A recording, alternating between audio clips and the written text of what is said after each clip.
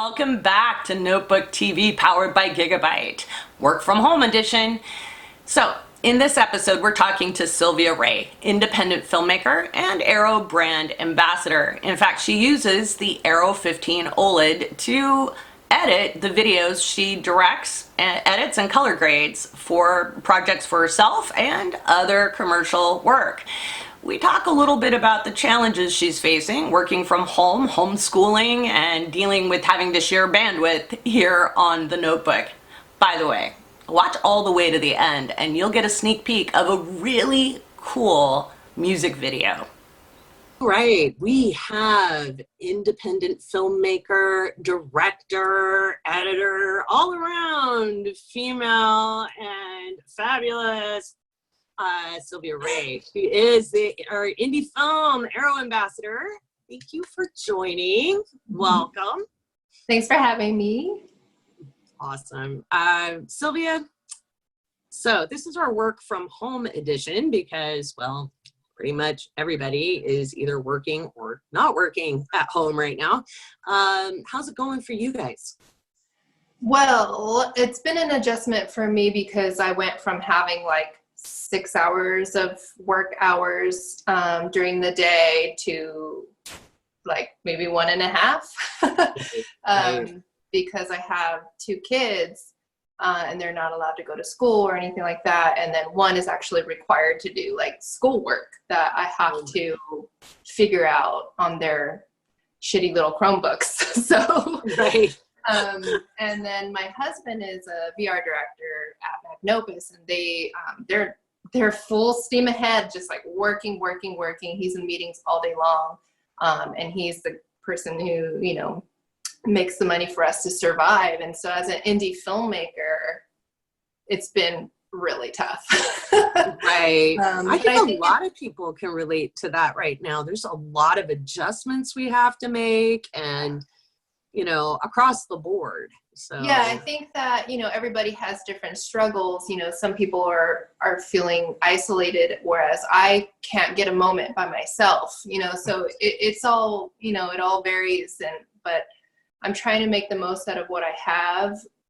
So basically I have in our schedule 2 hours of screen time for the kids where I can go in and do any editing needs that I have to do, or I've been really trying to write because nobody's in production.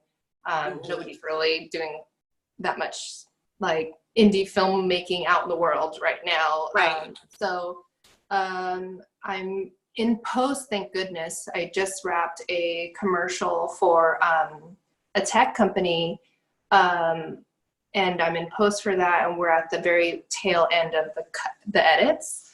So I'm doing that, and then I'm trying to write, and I learned like 2 hours isn't really a good block for writing. Right. And you know that very well, right? Right. So right. Mm-hmm. So I kind of learned yesterday that headphones and music, it's like soundtracks for music or soundtracks from movies, or whatever music from the era that I'm writing about. Right now I'm writing about the 90s. So I'm listening to like Brandy, Bull, like, you know. Right, so little Morissette, little Roxy. That got me into the mood right away yesterday. So yeah, I'm still adjusting, but we'll see how it goes so far.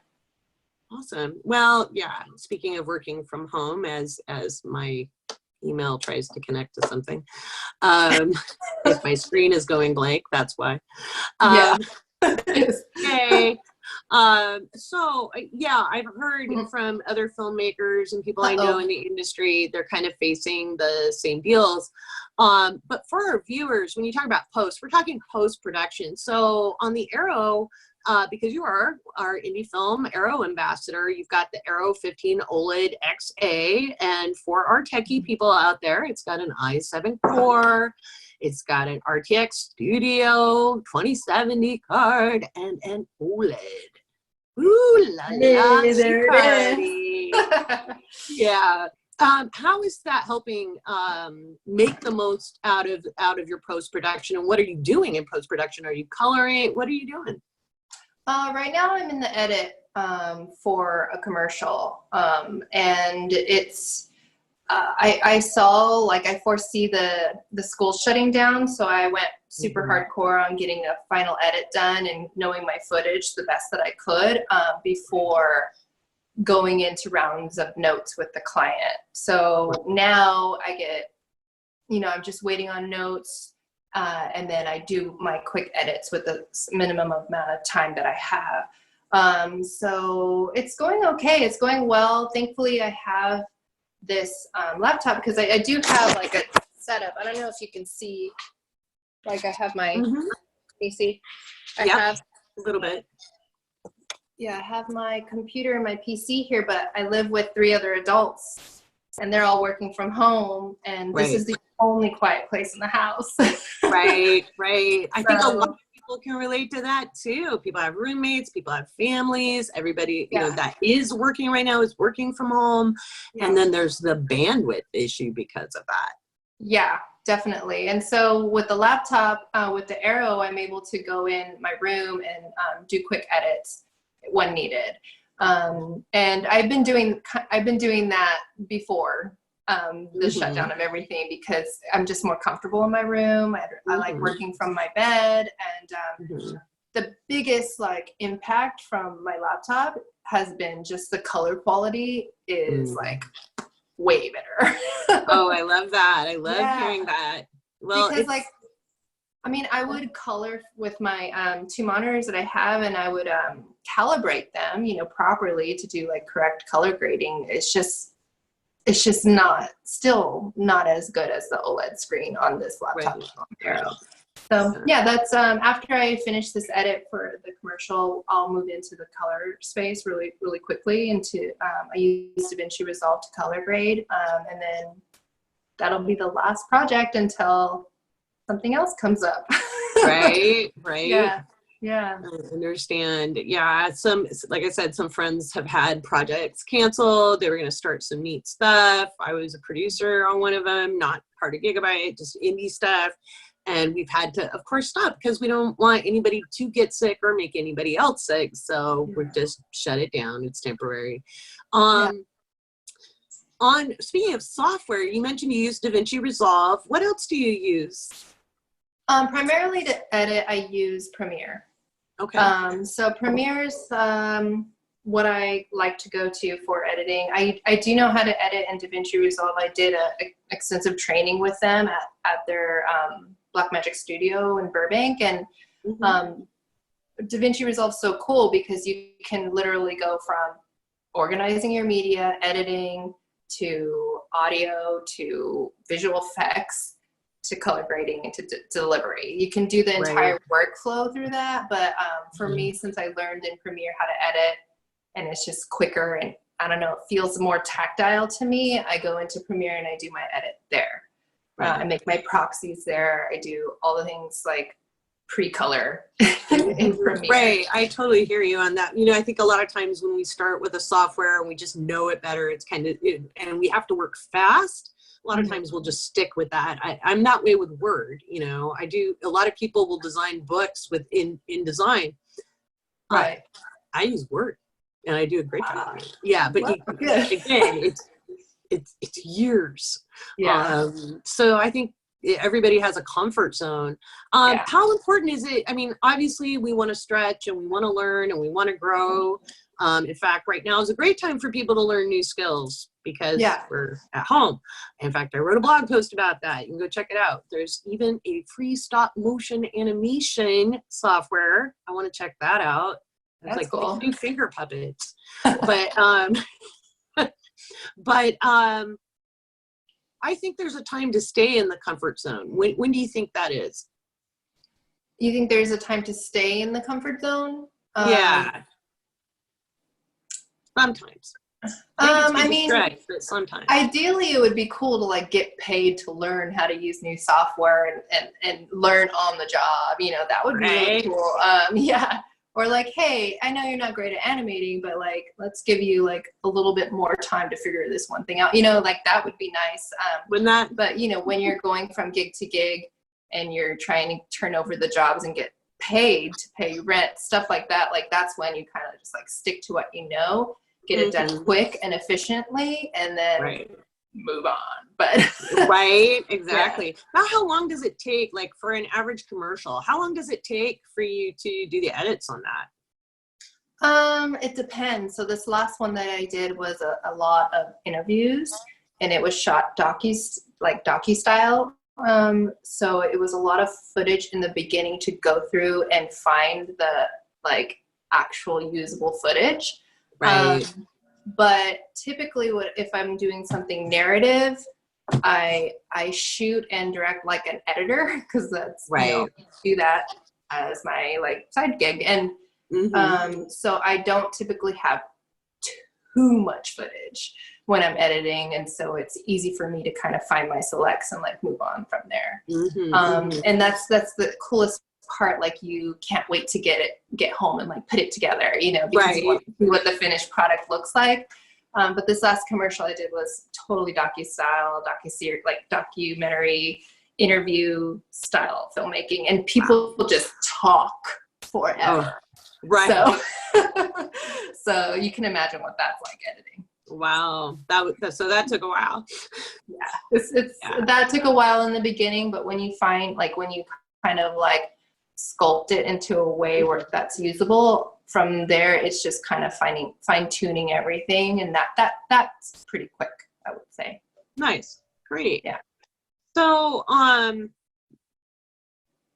you had a few things come out. So yeah, I just finalized a music video. Thankfully, I finished shooting that about a month or two before this craziness. It was released, I think, last Saturday or Sunday, and just like birthed it into the world. There it is. It's there. It's called Sayonara. It was really fun to shoot. It stars an actress called, her name is Naomi Ko. And the musician, he's an indie musician. His name is Elben. We went to high school together. Yeah, we had a shoestring budget. I produced it, directed it, edited it, like color graded it, you know. Oh, actually I didn't. This was the first time I passed this on to an editor. Oh, wow. So, I mean, I did some final touches on the edit, but I'm so happy, like I had an editor I could pass it along to during this crazy madness that was been happening. Like I got it back, and I didn't have to do all too much work in that edit. So yeah, her name is Vivian Say. Yeah. Vivian Say. Okay, that's cool. Kudos to her too. You know, I think that's one of the cool things is indies really benefit when they share the love and when they help each other out. And I think people don't really realize how many jobs are independent anymore, you know, that there's a lot. So do you have any advice to people who kind of want to do what you do or want to be indie artists of any kind? What's your big pearl of wisdom on this?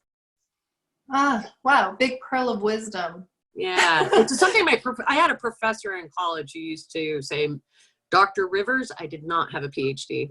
Dr. Rivers, what is your pearl of wisdom for the day? So, well, for me, I guess it's just, you know, once you find something you want to do and you love doing it, you just have to get up every day and do that thing.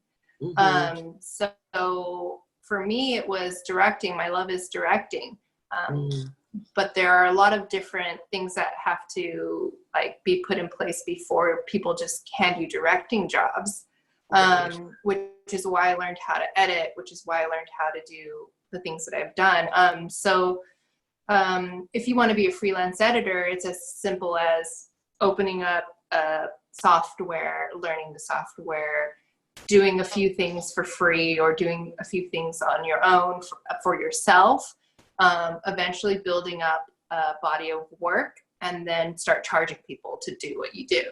The way that I found Vivian, my editor for Sayonara, was I finished shooting Sayonara, the music video. The next day I went to Cal State LA to talk to college students about being an indie filmmaker.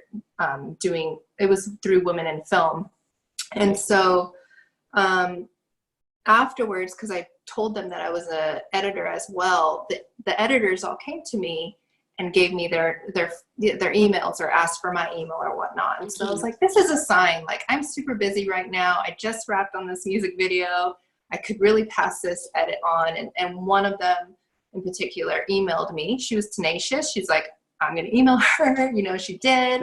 She said, I will work for you for free or for very little. And I was like, okay, let's do this. And she got the job.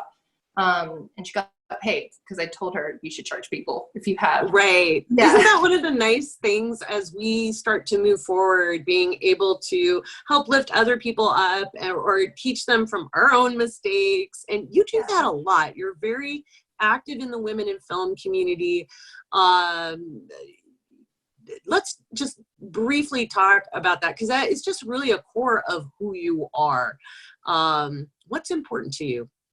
Well, for me, when I first got into, when I first started getting curious about filmmaking, I Googled it, you know, like directors, and it's just, there's just a bunch of white dudes, like we're pages and pages down on Google, you know, so, and then I got into this like rabbit hole of learning about representation and learning about how it impacts young people.